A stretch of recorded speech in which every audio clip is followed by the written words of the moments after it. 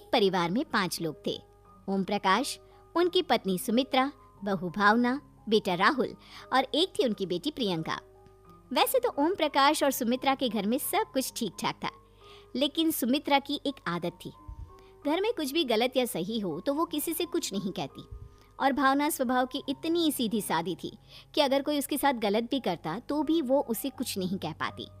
इसी के चलते प्रियंका और राहुल घर में मनमानी चलाते रहते, क्योंकि घर को संभालने वाली औरतें इस तरह से रहती थी जैसे वो गूंगी और अंधी हो। माँ, मैं अपनी सहेलियों के साथ पिकनिक पर जा रही हूँ। ठीक है बेटा, चली जाओ। और मुझे आने में रात हो जाएगी, देर से ही आऊंगी मैं। अच्छा, कोई बात नहीं बेटा। अरे भावना, तुमको एक बार में समझ में नहीं आता क्या? नाश्ते में फिर से पराठे बना के रख दिए। कितनी बार तुमसे कहा है कि मेरे लिए ढंग का नाश्ता बनाया करो।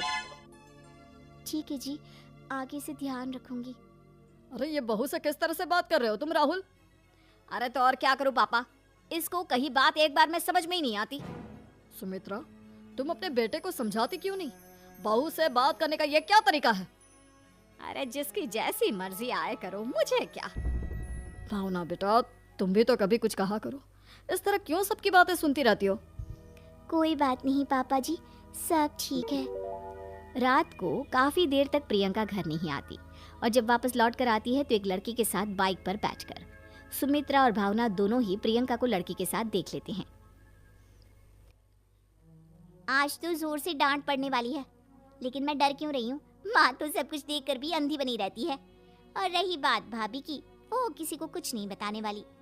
कहने को भगवान ने आवाज दी है, लेकिन गूंगी है गूंगी। अरे प्रियंका बेटा, इतनी रात को कॉलेज से लौट कर आ रही हो? कहाँ गई थी तुम? पापा, वो सहेली के घर पर थी, पढ़ाई करने के लिए रुक गई थी। अच्छा, ठीक है, जाओ अपने कमरे में जाओ और सो जाओ। सुमित्रा ने अपनी बेटी को एक लड़की के साथ इतनी रात को आते देखकर भी उससे कुछ नहीं कहा और भावना ने भी इस बारे में किसी से कोई बात नहीं की। कुछ दिनों के बाद मामा जी का फोन आया था। उन्होंने प्रियंका के लिए कोई रिश्ता ढूंढा है। लड़के वाले उसे देखने आ रहे हैं। अरे मुझे नहीं करनी शादी वादी, किसी लड़की को बुलाने की कोई जरूरत नहीं है। ये तुम क्या कर रही हो प्रियंका बेटा? तुम्हारी शादी की उम्र हो चली है और तुम्हारे मामा जी ने बहुत अच्छा रिश्ता बताया है। पापा, अब जिद क्यों कर रहे हैं? और आप क्यों मेरी मर्जी के खिलाफ शादी कराना चाहते हैं? अरे माँ, इसको समझाइए ना। आपकी बेटी, आप तो बस चुपचाप सब कुछ होते हुए भी देखती रहती हैं। अरे तो क्या कहूँ, और मेरे कहने से क्या हो जाएगा? वैसे भी गलत क्या हो रहा है, सब कुछ सही तो है। भावना बहू, देखो तो प्रियंका हमारी बात नहीं समझेगी, लेकिन वो तुम्हारी हम उम्र है। क्या पता तुम्हारे कहने से उसे कुछ समझ में आ जाए। नहीं पापा जी, मेरे कहने से कुछ नहीं होगा। मैं प्रियंका को कैसे समझा सकती हूँ? वो ननद है मेरी, कहीं मेरी किसी बात का बुरा मान गई तो। सुमित्रा और भावना में से कोई भी प्रियंका को कुछ नहीं समझाता। इस बात से राहुल और ओम प्रकाश जी दोनों ही परेशान हो जाते हैं। और फिर जब लड़का प्रियंका को देखने के लिए आता है, मुझे आपकी बेटी बहुत पसंद है, मैं उसके साथ शादी करने के लिए तैयार हूँ। देखो, मुझे तुमसे शादी नहीं करनी, और ये बात जितनी जल्दी समझ में आ जाए अच्छा रहेगा। अरे तो फिर आप लोगों ने मुझे यहाँ बुलाया ही क्यों? माफ कर दो बेटा, वो हमारी बेटी जरा गुस्से में है, हम उसे समझाने की कोशिश करते हैं।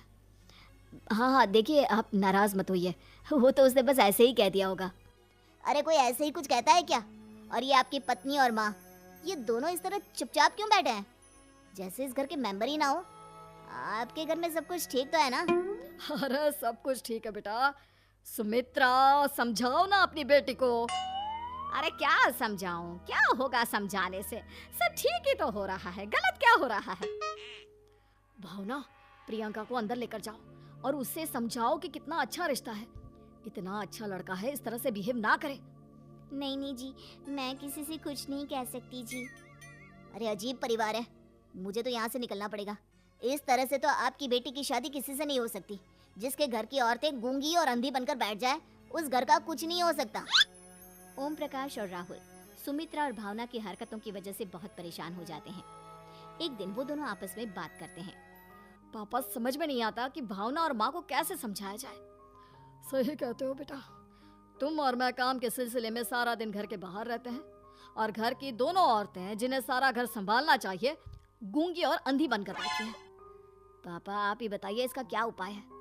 मेरी तो कुछ समझ में नहीं आता बेटा।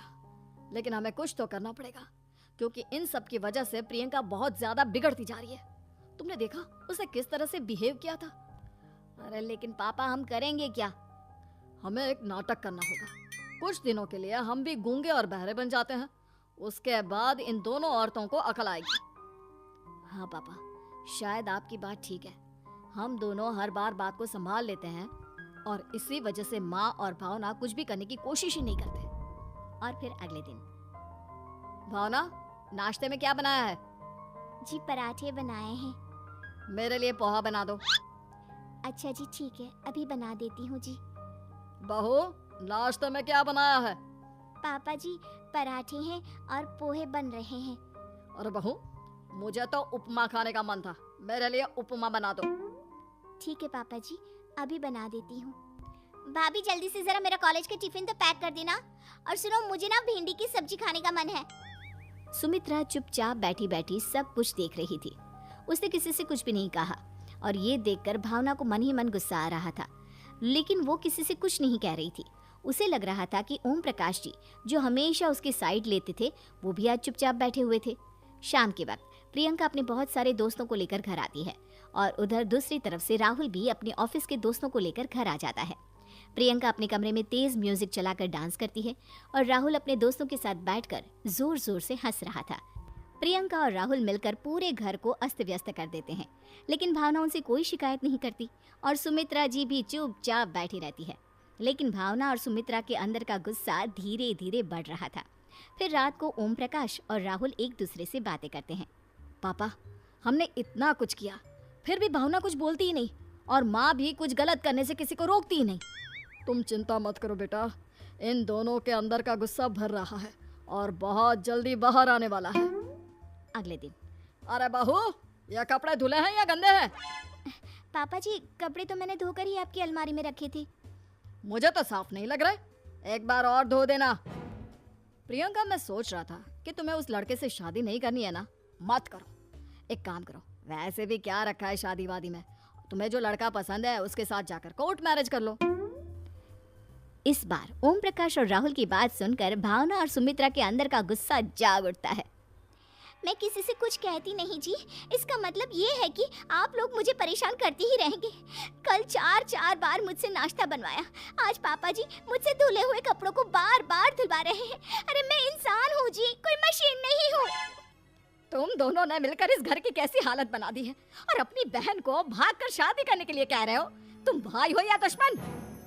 ओम प्रकाश और राहुल जोर जोर से हंसने लगते हैं। अरे इसमें हंसने की क्या बात है?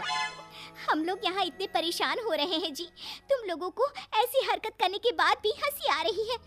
ये क्या कर रहे हैं जी आप दोनों? यही तो हम चाहते थे कि सुमित्रा, तुम अंधी होकर ना बैठी रहो। घर में कुछ भी गलत हो तो उसे रोकने की कोशिश करो। और भावना, तुम अपने साथ हो रहे गलत व्यवहार पर भी कभी मुंह नहीं खोलती, ये सही बात नहीं है। मैं चाहता था कि तुम्हारी भी जुबान खुले, तुम गलत बात का विरोध करो। गूंगी बहू और अंधी सास की ये जोड़ी इस घर में अब नहीं चलेगी।